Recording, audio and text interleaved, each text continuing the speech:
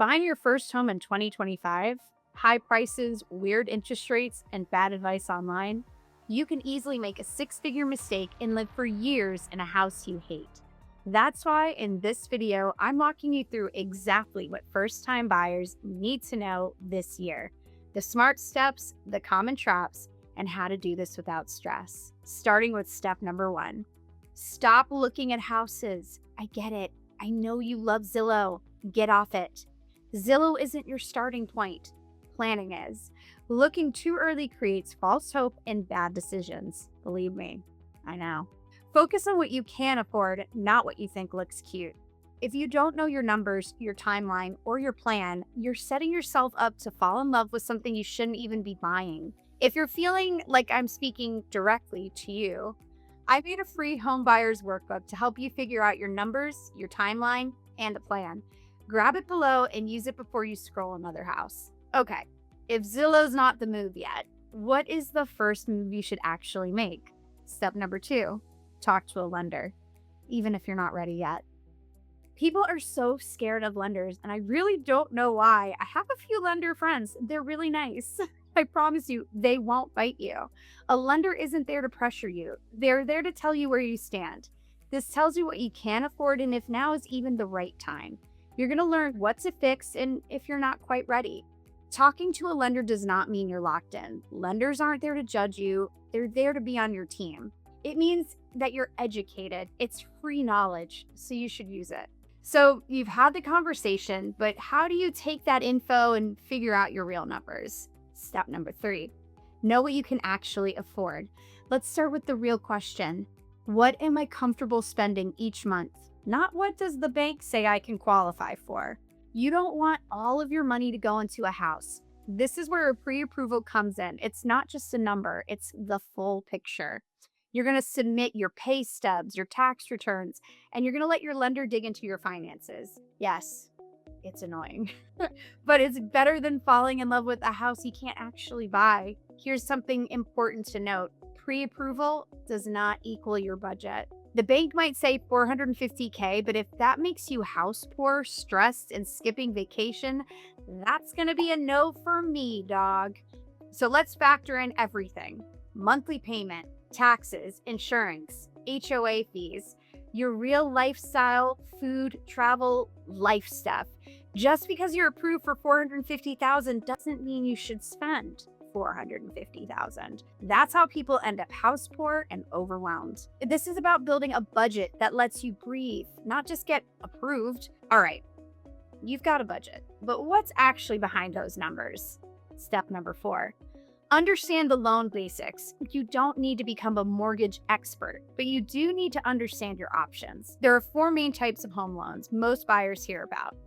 FHA, great for first-time buyers with lower down payments, but strict on inspections. So if you're dreaming of a fixer-upper, FHA is not for you. Conventional, often just as competitive as cash and more flexible on property condition. So conventional is just as good as cash. It's the next best thing. VA is only available if you or your family member have served in the military. Great terms, but it's not available for everyone. The USDA loan, it is a super low down payment, but it's only available in specific rural areas. It's pretty cool. It's a really cool loan, but it's also kind of risky because if the government runs out of funds mid-process, guess what? You're out. So ask your lender, what's the monthly payment? How much cash do I need up front? That's it. That's what matters. Here's a pro tip. Get a rough estimate of closing costs early. Ask how interest rates affect your total monthly cost. And don't forget about taxes, insurance, and HOA fees. Have a lender break it all down for a real example house. And if you're considering VA or USDA, make sure your lender actually specializes in those. Just because a company has veterans in the name doesn't mean they're the best at VA loans. This is where your agent and your lender really matter. You don't need to know everything, but you do need to know who to trust. Loans are one thing, but what about you? How do you know if the timing's right? Step number 5, get clear on your timeline and why you're buying. Are you staying for 3 to 5 years? Buying might make sense. Not sure about your job, city, or life? Renting might be smarter. Be honest with yourself. This isn't about owning just to say you own. If your life isn't stable, buying a house might not help. It might trap you. If you're feeling good about your timeline, great. Now, how do you figure out what kind of home actually fits your life? Step number 6, need versus want list. This is where people get stuck and spend way too much money trying to force a dream. Start by separating into 2 categories. Must-haves, these are your non-negotiables. Think number of bedrooms, layout, commute time, or zoning. Yes, especially if you want those backyard chickens. Nice-to-haves, your wants, your hot tub, your vaulted ceilings, your bay windows, your Pinterest aesthetics. Do I need a pool? Yes. Do I want a pool? Always. Do I actually need a pool? No. You've got to be real about your lifestyle, not just your TikTok feed. Be honest, are you really into homesteading or is it trending on your algorithm? Here's a bonus sanity saver. Don't panic over paint colors or ugly light fixtures. If the primary bedroom is painted lime green like an early 90s Disney set, paint isn't that expensive. Focus on what matters long term. You can always upgrade the cosmetic. Want versus need is huge, but have you thought about what buying a house really costs beyond the price tag? Step number 7, understand the real costs. Down payment, that's just the beginning. There's a whole stack of costs buyers forget to budget for, and they always show up. Here's what else is coming. Closing costs, loan origination fees, title work, prepaid insurance, and taxes. Inspection and appraisals, non-negotiable, even on a new home. A $500 inspection can save you $20 to $40K down the road. Moving expenses, trucks, time off, work, gas, help. Post-move basics, curtains, blinds, fridge, washer, dryer, shower, curtains, and trash cans. A lot of homes don't come with a washer or dryer and blinds. Nothing worse than having a picture window in front of your bathtub or your toilet. It's a good way to become the voyeur of the neighborhood. And here's the part no one warns you about. You're going to need about $1,000 on day one just for boring stuff. You don't want to be surprised. Emergency fund reminder. Set aside at least 1% of the home's value each year for maintenance and unexpected fixes. This isn't just practical, it protects your lifestyle. You should still be able to go to Japan, Korea, or Paris. A house should add stability to your life, not drain it. Buying a house comes with way more costs than people expect. So, if you want to avoid all of these surprises later, get the full checklist workbook down below. It's free. So, you know all the costs, but when do you actually get to see homes in person? Step 8. Now you can house hunt. Finally, you're ready to shop. But this isn't HGTV. This is strategy mode. Be focused. Use MLS alerts from your agent, not just Zillow. That little button on your favorite home site, don't hit it. They're going to harass you forever, I promise. Don't waste your time on houses outside your budget or criteria. Avoid properties that only accept cash if you're financing. If they only take cash, there is a reason. And just because a house says it takes all financing, it may not accept all financing. These are great questions for your agent before you go see a property. Avoid decision fatigue. Looking at 20 houses just to go look at them and to get a feel for them leads to burnout and confusion. You'll start mixing and matching houses. If only this one had that backyard and that one had that, don't do it. Stick to the homes that fit your real life list, needs, wants, and price. Do your own neighborhood homework. It's not about the house, it's about the life around it. You're going to look up local crime rates and school ratings. Ask your agent about zoning laws, especially if you want those backyard chickens, future developments, flood zones, or other deal breakers. If a big company is coming soon, get in early. Buying before a boom, huge equity upside. Test the vibe. Visit the area on the weekends, nights, and early mornings. Do a commute run during traffic hours. Try nearby restaurants, grocery stores, and gyms. Don't let the first time you hang out in your neighborhood be when you're picking up the keys. This is house hunting, not just browsing, and you're in control now. All right, you found a place you love. Now what? How do you make sure it's not a money pit? Well, step number 9, always get an inspection. You found a house you love. Cool. Now prove it's not hiding problems. Yes, even for new homes. Just look up new construction mishaps on YouTube. Big names will pop up. Hire an independent licensed home inspector and do not rely on the builder's rep. And don't skip it just to win. Attend the inspection, ask questions, have them show you all of the things. Inspections are protection and leverage. You can negotiate repairs, you can ask for credits, or back out if something major pops up. Facts written down become material facts, and those help in negotiations. North Carolina is a buyer beware state. If you don't find it and ask for it, it's on you. The home might check out, but who's making sure you're protected in the process? Well, step number 10, working with the right agent. This is one of the biggest decisions of your life. Don't hand it to your cousin's friend who just got licensed.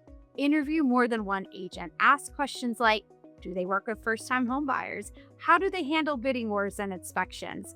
What do they pride themselves on as an agent? Are you going to feel comfortable telling them what you truly want? The right agent protects your money, time, and energy. Doesn't pressure you or talk over you. Keeps you informed, calm, and ahead of the game. They make the process feel easy, even when it's not. You'll be sharing a lot of personal information, maybe even venting. So depending on your realtor, you may like them so much you enjoy spending time with them. I mean, that's the kind of realtor I'd want, especially when you're with me, your real estate bestie. Okay, so now that you got a great agent, how can you make the best offer? Step number 11, make a smart offer without losing your mind.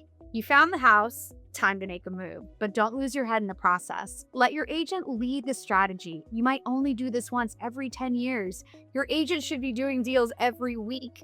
Your agent will help you understand the local market conditions, determine your leverage, craft an offer that's strong but still protects you. Don't overextend, emotionally or financially. Never offer more than you're comfortable with. Bidding wars are designed to make you panic. If you catch yourself thinking, I just have to win this, well, that's a red flag to pause. Include key contingencies. Contingencies equal safety nets. Non-negotiables include inspections, appraisal, and financing. Agents strongly advise against waiving them just to compete. Know when to walk away. It's okay to lose. It actually happens all the time. You'll find another house.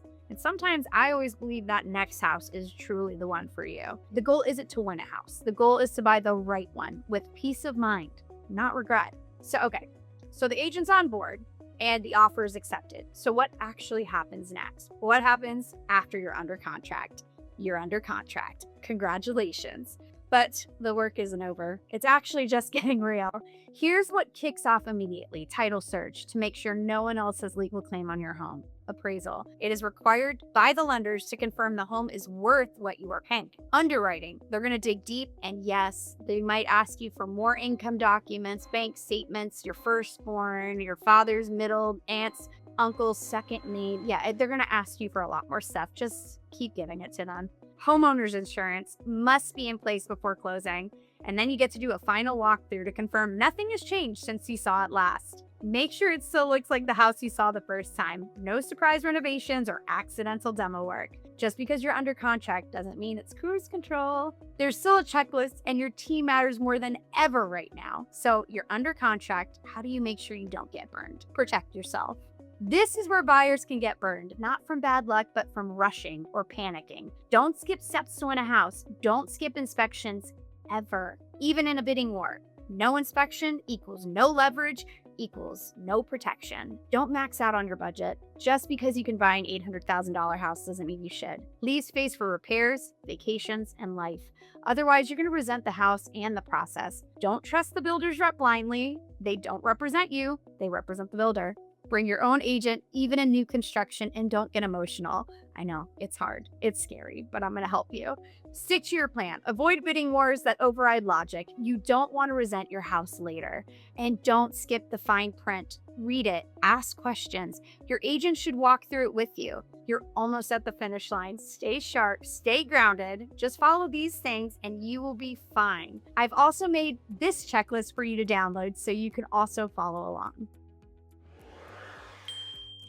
Let's be real, one video can't cover everything, and when you're making a 6 or 7-figure decision, guessing is the most expensive move you can make. That's why I put together a first-time homebuyer workbook to help you plan this the smart way, from timelines to budget to lender tips. It's free and you'll find it in the link down below. And if you got more questions, you can also book a quick 15-minute call with me. I'll help you get a clear idea of how to navigate everything. I'm Inga, your real estate bestie, and I got your back. I'll see you in the next one. Bye.